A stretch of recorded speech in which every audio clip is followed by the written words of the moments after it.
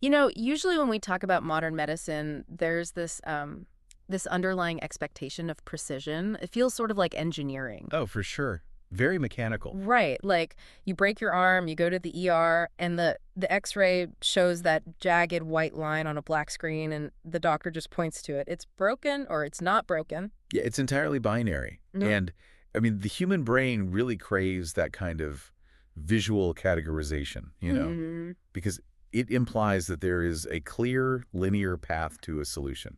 Like if we can see the break, well, we can cast the break. Exactly. But then you step out of the realm of a simple fracture and into the world of navigating a massive healthcare system during a life-altering illness, like cancer. Right. And suddenly all that precision just vanishes. It really does. You aren't just fighting a disease in your body anymore. You're fighting this diagnostic and bureaucratic landscape that is just overwhelmingly murky. Yeah, you're dealing with, insurance portals and out-of-network denials, referral loops. Oh, the referral loops and the medical jargon. That might as well literally be a foreign language. Absolutely.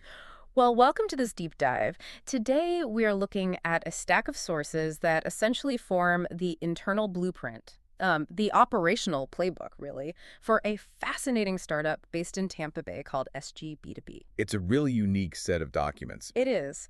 And our mission today, for you listening, is to explore exactly how this startup is attempting to bridge massive systemic gaps in our healthcare infrastructure. And they're doing it by focusing entirely on culturally intelligent, non-clinical support. Right. Okay, let's unpack this. Because reading through this blueprint, it becomes very clear, like immediately, that SGB2B is not a medical clinic. No, not at all. And that is actually the foundational pillar of their entire model. SGB2B explicitly, and I mean strictly, separates clinical treatment from community-based care. Meaning they aren't playing doctor. Exactly. They do not diagnose diseases. They don't administer medical treatments.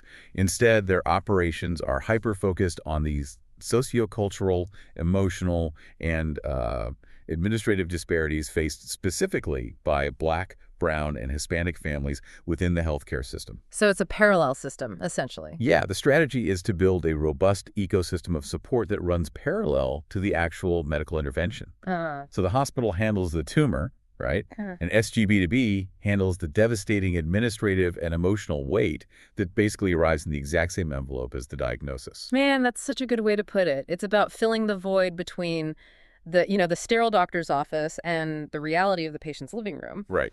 But before we get into the actual services they provide, because they are genuinely innovative, we really have to understand who built this architecture and why. Because the model is so specific. Yeah. When a service model is this culturally specific, it is almost always a direct reflection of the architect herself. Oh, you see this immediately when looking at the founder's background in these sources. Yeah. The driving force behind SGB2B is a Black woman who is actually a survivor herself. Right? She's personally endured 6 surgeries. So, this entire operational blueprint isn't born from some abstract academic theory. It's literally born from the recovery room. Which gives it so much weight. And she has roots in Flint, Michigan, right? But she specifically credits her support system down in Tampa, a network she actually refers to as her soul tribe, for helping her survive those health crises. Yeah, the soul tribe.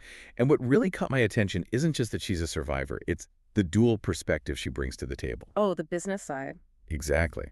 The sources note she officially transitioned into formal community health worker, or CHW work, fairly recently in 2026. But she spent a decade prior to that working in the insurance and healthcare business sectors. So she's literally been on both sides of the clipboard. Both sides. Add to that the fact that she witnessed an end-of-life transition by request and had her own deeply impactful care experience at St. Joseph's Women's Hospital in Tampa. It's just a wildly comprehensive background. I think of it like this. She is basically a bilingual guide in a highly dangerous, incredibly confusing foreign country. Oh, that's a great analogy. Right. Because on one hand, she speaks the cold, heavily coded language of the healthcare system. The prior authorizations, the deductibles, the liability waivers. Stuff that makes your eyes glaze over. Exactly. But on the other hand, she speaks the warm, intimate, cultural language of the community. In fact, the intended voice of the startup is described in the documents as an auntie with the business. Love that phrase, auntie with a business. It's so evocative. An auntie is someone who loves you enough to bring you soup, but is, stern enough to make sure you fill out your paperwork correctly. And she's not going to let you slack on the forms. No. And the operational documents also use the term faith light, which I found super interesting. They offer deep comfort and acknowledge the profound spiritual reality of a health crisis, but without imposing heavy religious doctrine. Right, because they recognize that in many Black and brown communities, faith is deeply intertwined with healing, but they need to keep the support universally accessible. Exactly. But, this raises an important question, though. Why is an ante with a business model functionally necessary in modern multi-billion-dollar healthcare? Right. Why can't the hospital just do it? Well, to answer that, we have to look at the exact disparities SGB2B is targeting in the sources. The data they're operating from shows that Black and brown women experience significantly higher mortality rates and consistently face later-stage diagnoses compared to other demographics. It's bleak. It is. Concurrently, Hispanic families are confronting severe language and access barriers that literally prevent them from engaging with preventative care or understanding early treatment options. And we should clarify how they view that data, right? Yes, we need to be crystal clear on how SGB2B views this. They operate on the absolute principle that these statistics are the result of systemic, historical inequities in how care is delivered and communicated. Right, these numbers do not reflect personal failures on the part of the patients. Not at all. There is no assignment of personal blame here. Yeah, they're looking at the machinery of the system, observing the systemic outcomes, and basically saying, this is where the engine is breaking down for these specific groups. There's no sensationalizing of the trauma. It's an impartial, operational attempt to fix a broken user manual. A broken user manual, exactly. And understanding that the sheer bureaucracy of the system is the primary obstacle, well, that naturally shifts our focus to how SGB2B directly tackles that confusion. Because the first hurdle a family hits isn't always the chemotherapy itself, right? It's the sheer volume of paperwork and terminology. Oh, it's the absolute mountain of unfamiliar vocabulary that arrives on day one. Which brings us to a specific SGB2B initiative called the Fine Print of the C Diagnosis. And the premise here is just heartbreakingly real. It really is. The documents point out a generational tragedy. Many families know that cancer has touched their lineage. Like, they know their grandmother had it, they know their mother had it. The awareness of the disease is ever present. But the literacy isn't. Exactly. They were never actually taught the modern oncology terminology. The historical knowledge of the pain is there, but the literacy to fight it in a modern hospital setting simply isn't. And that gap in literacy is exactly where the fine print program is deployed. Its entire function is to break down terrifying medical terms into plain, actionable language. Like what kind of terms? Well, when an oncologist walks into a room and rapidly uses words like stage, grade, tumor type, hormone status, or triple negative, they're just using standard classifiers, right? That's doing their job. Right. But for a terrified patient, that jargon creates an immediate wall of cognitive overload. If you don't know what triple negative means, you cannot ask informed questions about your treatment options. You're just paralyzed. Exactly. So SGB2B acts as the translator in the room, or, right after the appointment, so the family can actually process what was just said. But, as we noted earlier, there's a strict operational boundary here. Right. No medical advice. Right. SGB2B provides non-clinical guidance. They explain the vocabulary. They do not suggest which chemotherapy drug to take. Here's where it gets really interesting, though. Because it's not just medical jargon they're translating, it is the financial and insurance maze. Oh, yeah. This is where those 10 years in the insurance industry turn into a literal functional superpower for the founder.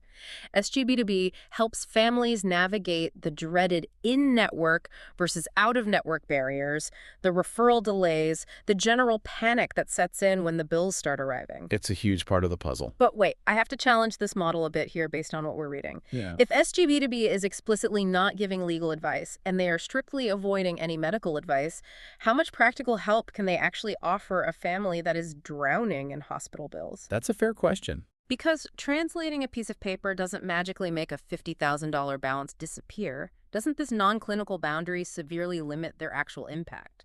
Well, if they were only intervening after the debt was finalized, yes, it absolutely would. But the model is built around preventing what the industry calls financial toxicity. Financial toxicity. Yeah, this concept is heavily prominent throughout their blueprint. Financial toxicity is the devastating long-term economic side effect of medical treatment.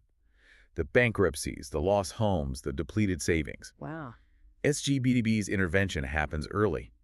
By translating the reality of insurance barriers on day one, they stop the family from making expensive, irreversible mistakes. Okay, give me an example of how that works in practice. Okay, Imagine a caregiver is completely overwhelmed and just wants their mother to get a scan immediately, right? It's understandable. Completely. So they might unknowingly agree to go to an out-of-network imaging center because it has an earlier appointment, not realizing it will result in a $10,000 out-of-pocket charge that their insurance will completely refuse to cover. Ouch. Yeah. So SGB2B comes in and stabilizes that panicked caregiver, explains exactly what in-network means for their specific policy, maps out the correct referral process, and prevents that catastrophic bill from ever existing in the first place. That is massive. It is. Stabilizing the administrative chaos is a vital preventative intervention.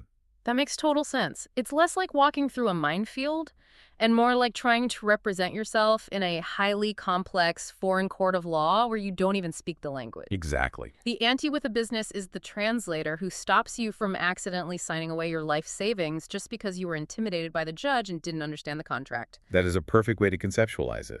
The administrative stabilization basically creates the breathing room needed for the patient to actually focus on staying alive. Right, but keeping a family out of medical bankruptcy is really only half the battle.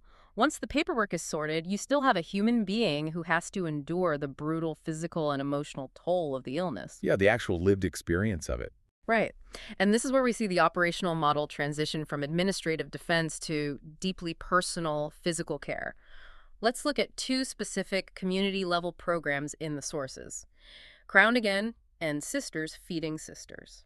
These programs are where the concept of cultural intelligence moves from theory into physical practice. Yeah, let's start with Crowned Again. This is a program offering dignity-centered support for hair loss during treatment.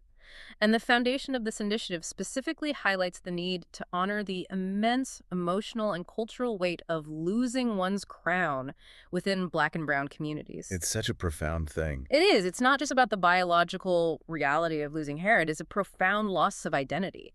You know, in psychology, there's a concept called enclothed cognition. Oh, right. It's the proven idea that what you wear and how you physically present yourself directly alters your psychological state and your resilience. It changes how you feel on a biological level.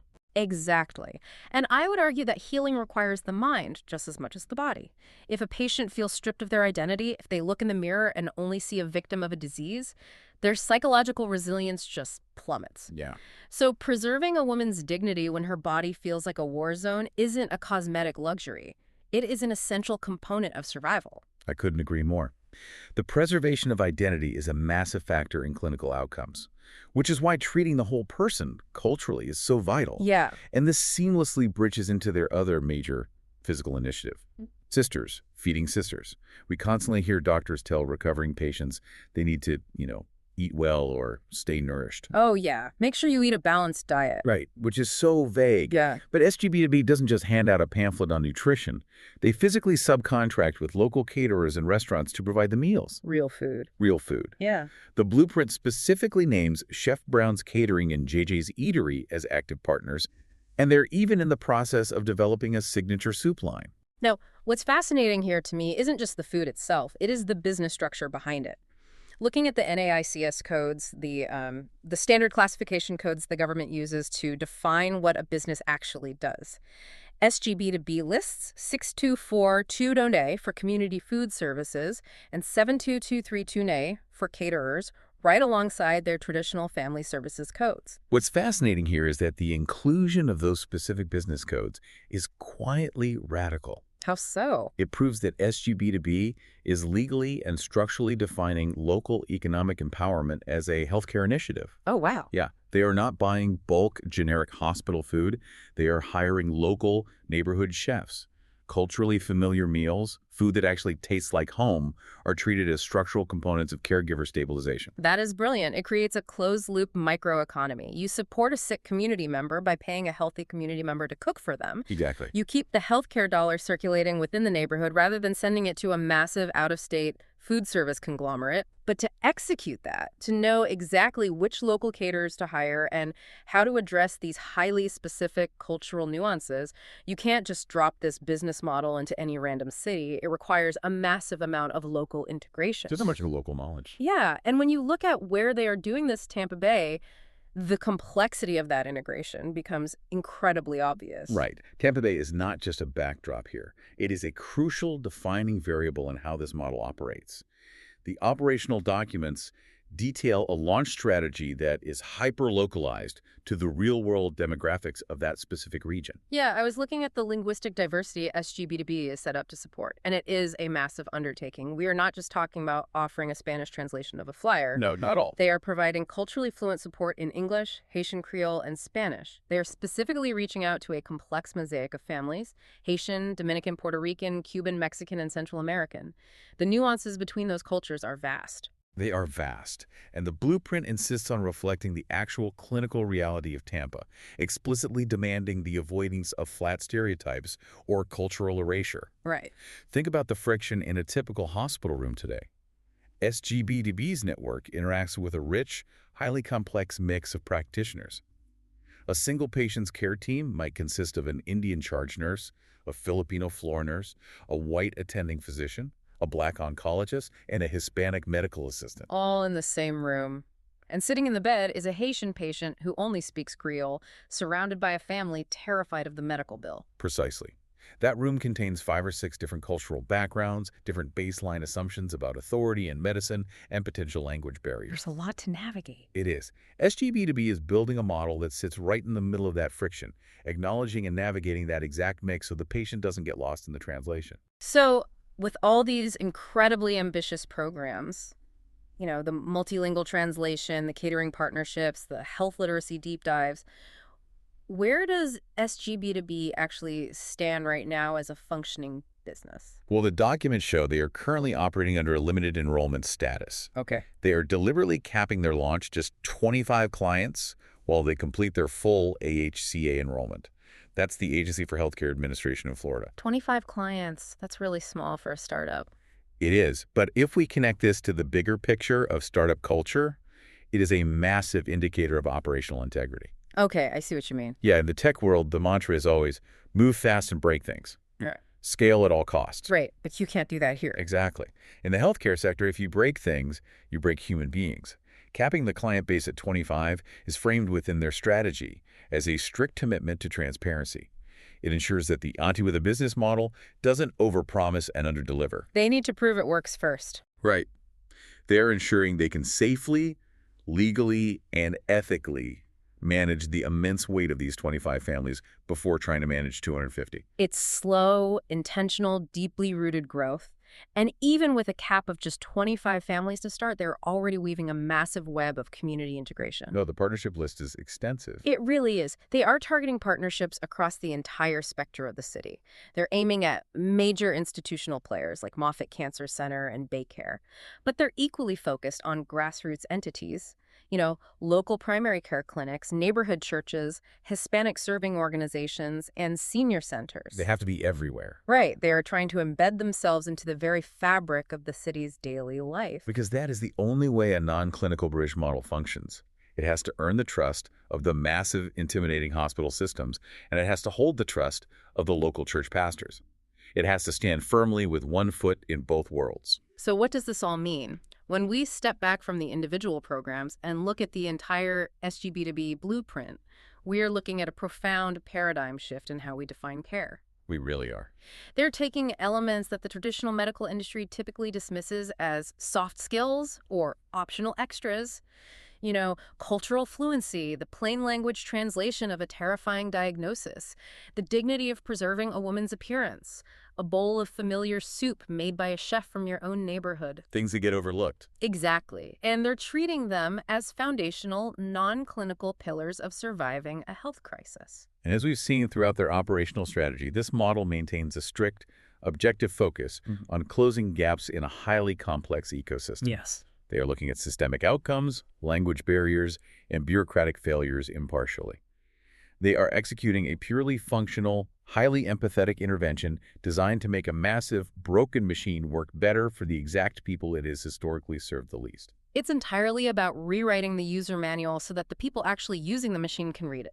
Which leaves us with a fascinating, almost provocative thought to ponder as we wrap up today. Oh, what's that? Well, if a highly localized, hyper-specific model like SGB2B, one that relies heavily on neighborhood caterers, plain language translation, and a strict, unyielding separation of clinical treatment from community care, if that proves undeniably successful for these initial 25 families in Tampa. Yeah. Could the future of navigating massive, impersonal, nationwide healthcare systems actually rely on an army of community-funded aunties with a business? Wow. Imagine that reality. Instead of relying on a colder, more automated algorithmic machine to fix the bureaucracy, the ultimate solution might just be a warmer, deeply human guide. Exactly. A bilingual guide walking with you through a dangerous country, holding your hand, and making sure you understand the fine print before you sign. Thank you for joining us on this deep dive into these sources. Keep exploring the systems around you, keep asking questions, and we will catch you next time.